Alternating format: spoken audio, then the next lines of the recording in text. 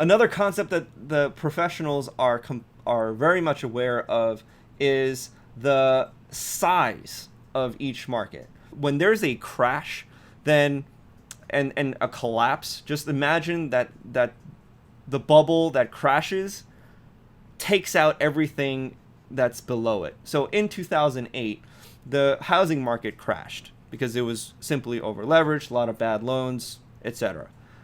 It took out the stock market and the futures market with it because it collapses inwards. So the bigger the market, it will affect markets inside of it. Which is why if you look at the Forex market, and this is one of the reasons Forex is so popular to trade, is that you see $5 trillion moving hands in every single day. It is by far the largest market. It is what holds the world economy together. In this 21st century, computerized, globalized society that we're living in today, the Forex market is a decentralized foreign exchange of currencies that is holding up the world economy. Here's another thing that professionals understand that a lot of novices don't.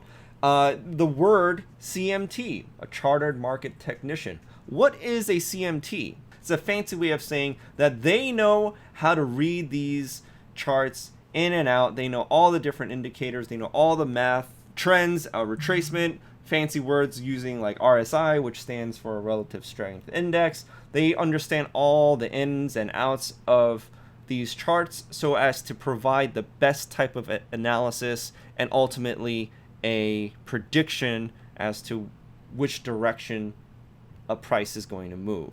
And so according to one CMT, this is a chart by a CMT who's a mentor of mine, who's incredible. And he is talking about how during the 1929 crash, the Great Depression, he indicated simply that the market dropped down and then it recovered about 50% of however much it dropped, and then proceeded to drop some more.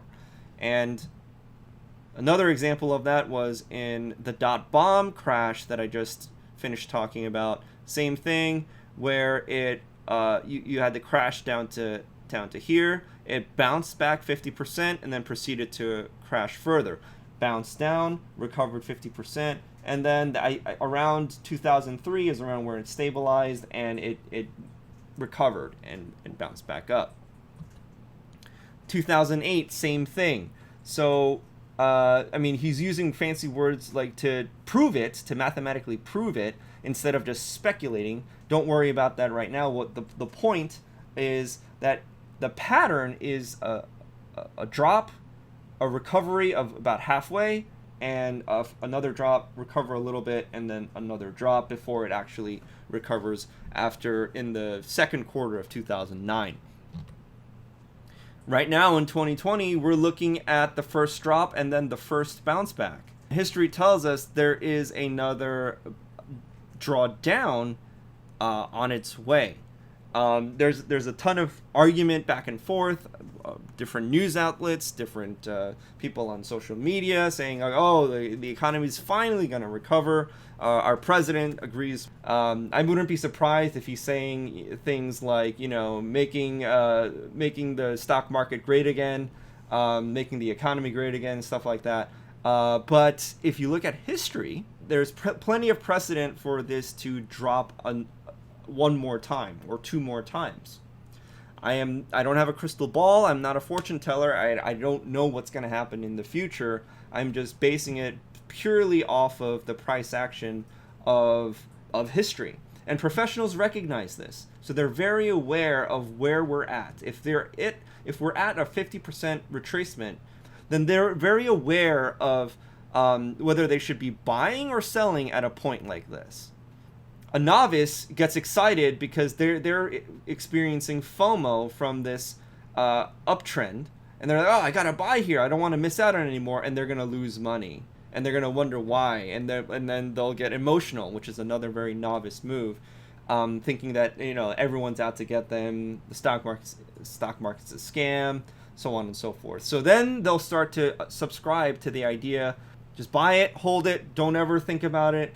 And if it goes up, it goes up. If it goes down, then you go down with it. Who cares? That's just less stressful. That's a novice move as well. That's a giving up type of move that you're rationalizing, and because most people are agree with you and they're in the same boat as you, that you feel that you are justified in in behaving that way in your investment profile. We tend to invest particularly the same way that our parents did, because our money habits are learned from when we were a child growing up. So it takes a lot of unlearning to actually get into the professional level mindset. If you're one of those fortunate people who was raised by a financial professional, and I know a couple of these people, they just never really struggled that much with it, because they were living and breathing this kind of stuff all their lives.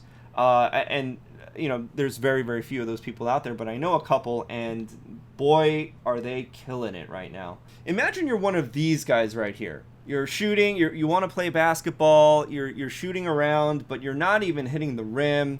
And then imagine stepping onto the same court as one of these guys, the all-time greats. We got Michael Jordan over here, we got LeBron James over here, Steph Curry, arguably the best shooter ever, over here. And imagine you're stepping onto the same court as them. How well is that going to go? But this is exactly how the financial market operates. Regardless of what platform app you're using, Robinhood, Webull, M1, like whatever, TD Ameritrade, Thinkorswim, TradeSafe, it doesn't matter. You're all actually playing on the same court. You're all actually playing, buying and selling stocks and securities in the same arena, which means you're stepping onto the court with guys like this, guys from Goldman Sachs, from JP Morgan. The best traders in the world are playing against you. You just can't, it's just very difficult for you to see that, because you don't see a person on the other end of your trade. But absolutely, that's what's actually happening per transaction.